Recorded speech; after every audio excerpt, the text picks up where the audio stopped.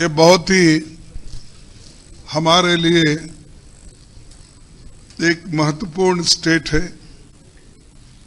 और यहाँ से हमारे अनेक नेता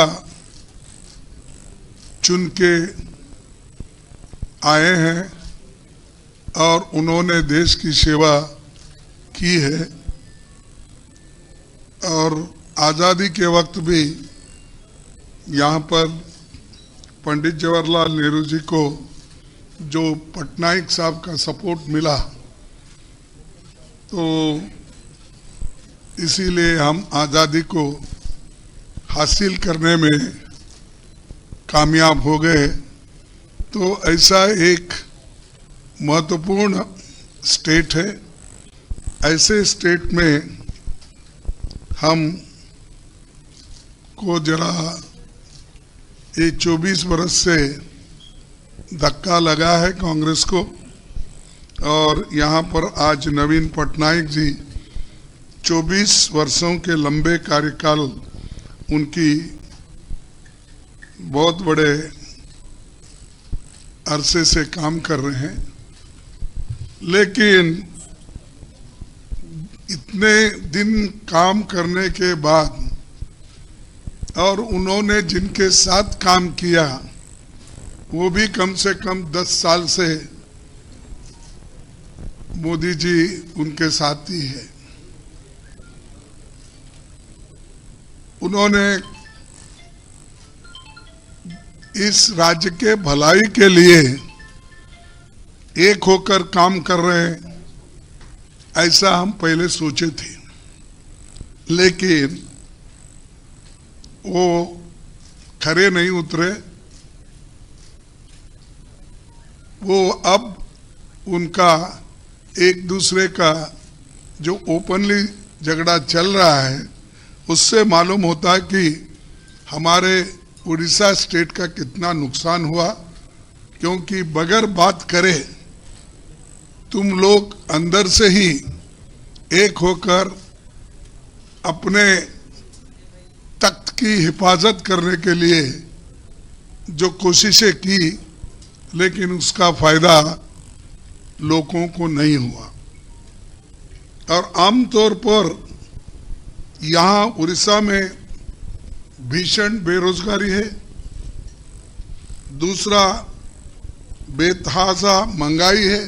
आपको तो मालूम है देश में महंगाई का एक बहुत बड़ा मुद्दा हमने उठाया है और यहाँ पर भी और भी महंगाई ज़्यादा है।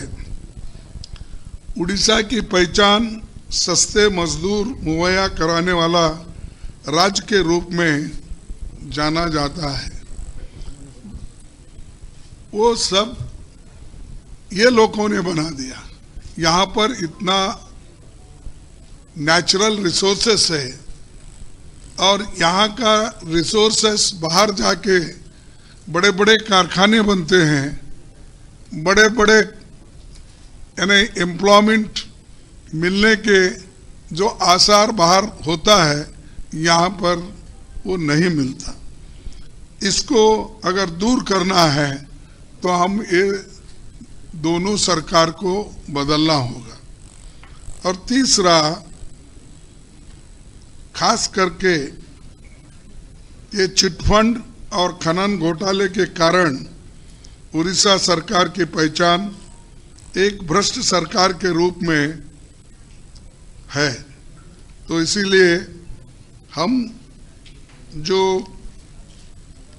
बीजेडी को पहले वक्त जो हमने एक यहाँ के लोगों ने जो चांस दिया, शायद अब इस बार लोग देने वाले नहीं हैं और इसके लिए बीजेपी और बीजेडी दोनों बराबरी के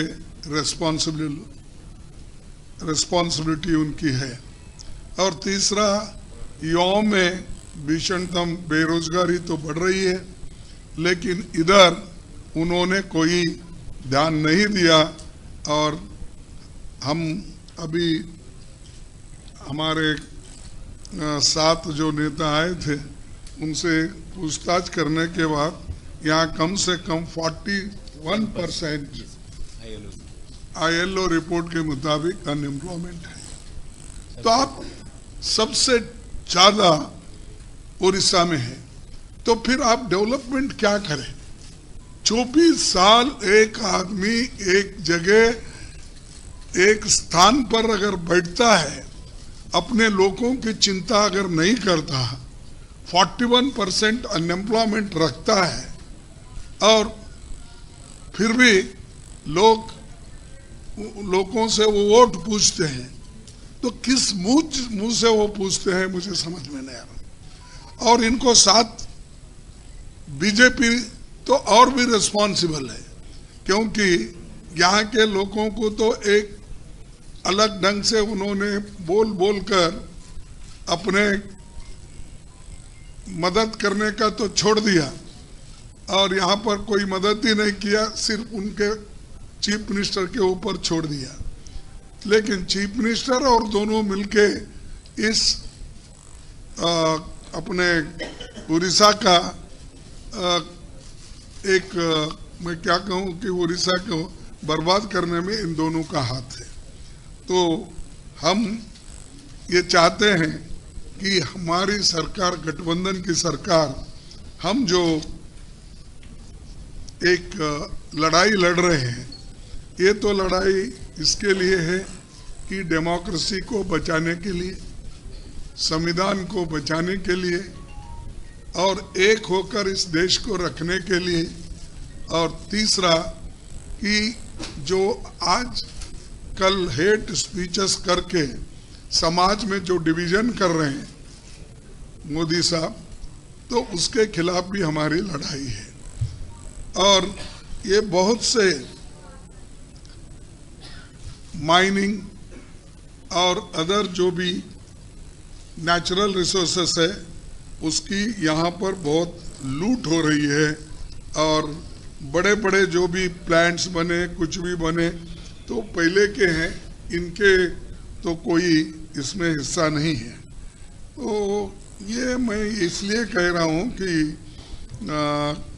जब आदमी को एक अपॉर्चुनिटी मिलती है तो वो अपने राज्य के हित में काम करना चाहिए, और उसी ढंग से मोदी जी जो आज हर जगह जाके बोल रहे कि मैं 400 पार सीट ले रहा हूँ। अरे 400 पार कहाँ लेते हैं? आप तमिलनाडु में हैं, आप केरला में हैं, आप कर्नाटक में 50-50 हो रहा है, और महाराष्ट्र में 50-50 हो रहा है, और आंध्रा में तुम्हारा कोई नहीं है, वहां पर तो जगन बैठे हैं, और तेलंगाना में ये लोग हैं। कर्नाटक, तेलंगाना, ये अपना केरला, तमिलनाडु, आप कहीं भी नहीं है वहां पर। और यहाँ पर जो ज्यादा से ज्यादा सीटें पहले हमारे इनको मिलते थे, अपना पटनायक जी को, अब यहाँ पर भी वो खत्म होके कांग्रेस ऊपर आ रही। कांग्रेस इसलिए ऊपर आ रही कि ये दोनों के लड़ाई में, और ये दोनों जो इस उड़ीसा को बर्बाद करने में लगे, तो लोग अब रियलाइज करें, तो वो रियलाइज करके आज कांग्रेस को वो मदद कर रहे।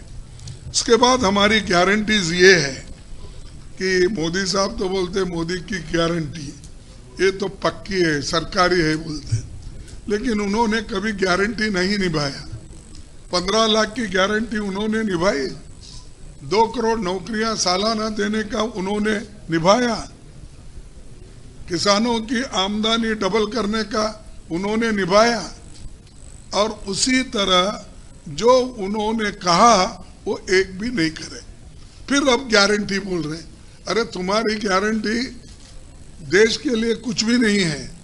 देश पूरा, तुम्हारी गारंटी मीन्स पेट्रोल ज्यादा करना भाव, डीजल ज्यादा करना, एलजीपी करना, उसके बाद गैस का प्राइस बढ़ाना, फर्टिलाइजर प्राइस बढ़ाना, और उसके बाद औषधों का जो दाम है वो बढ़ाना, ये सारी चीजें आपका ट्रैक्टर के ऊपर जीएसटी डालना, ट्रैक्टर के टायर के ऊपर जीएसटी डालना, ये सब तुम्हारे काम। ये है, मोदी है तो ये मुमकिन है। तो इसीलिए हम आज के दिन ये चाहते हैं कि आपके माध्यम से पूरे देश में ये जो हमने एक माहौल तैयार किया है जनता के लिए, और ये लड़ाई जनता की है।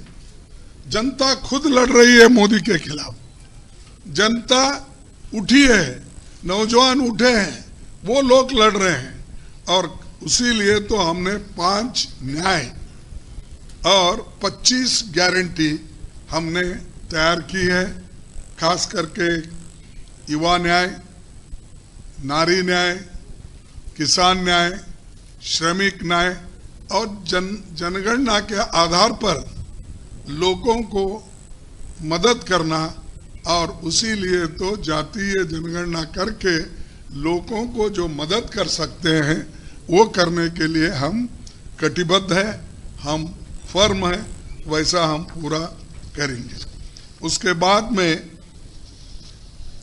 मैंने लखनऊ में कहा था कि कल, तो ये क्या है, जैसा कि हम यूपीए 2 में फूड सिक्योरिटी एक्ट लाया और उससे ही गरीबों का आज पेट भर रहा है। नरेगा का स्कीम लाया, उससे ही लोगों को फायदा हो रहा है। उसी के बाद राइट टू एजुकेशन हमने लाया, उसी से बच्चों को, विद्यार्थियों को फायदा हो रहा है। ऐसे कई चीजें हैं हमने किया बगैर बोले। हम कभी नहीं बोले कि हमारी ये गारंटी है इलेक्शन में, लेकिन सत्ता में आने के बाद यूपीए सरकार 1 और 2 में सब कुछ किया। इन्होंने एक काम किया कि नोटबंदी किया, और नोटबंदी होने के बावजूद भी अगर अदानी अंबानी के पास ट्रक भर भर के पैसे निकल रहे हैं, टेम्पो में अगर पैसे निकल रहे, तो ये लोग क्या कर रहे थे? नींद कर रहे थे। अपने ही लोगों के पास पैसे है, तुम खुद बोलते, फिर काला धन कैसा आया, कहां से आया? तो ये बोलते एक, करते हैं एक, इनको कोई जनता की चिंता नहीं। इसीलिए हम अब 10 केजी जो 5 पहले उन्होंने घोषणा की थी, लेकिन हम इससे पहले भी 35 केजी तो हम सबको देते थे। और हमने जो शुरू किया इसमें फिर हमने एडिशन करने का सोचा, और ये 5 केजी के बजाय 10 केजी हम करेंगे। ये हमारा इरादा है और इसको आगे और बढ़ाएंगे। जब गठबंधन की सरकार आएगी, निश्चित रूप से ये न्याय और गारंटी को हम इम्प्लीमेंट करेंगे। और ये डेफिनेटली मैं बोलता हूं,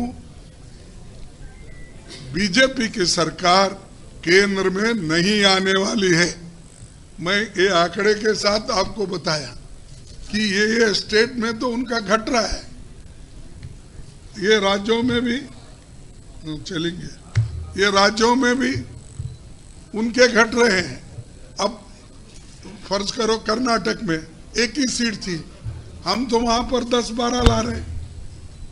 तेलंगाना में 1-2 थे, अब तो हम वहां 10-12 ला रहे। फिर इनके पास कौन से ऐसे आंकड़े मिले जो 400 पार? मैं समझता हूं 200 से ज्यादा ये सीट उनको आएंगे नहीं, इनकी सरकार बनेगी नहीं। हमारी गठबंधन सरकार की बनेगी। हमारे पास उतने नंबर है उनको रोकने के लिए और सत्ता से बाहर करने के लिए। इतना कह के दोस्तों मैं आपसे विदा लेता हूं। अगर कोई 1-2 प्रश्न है तो आप बोलिए। देखिए,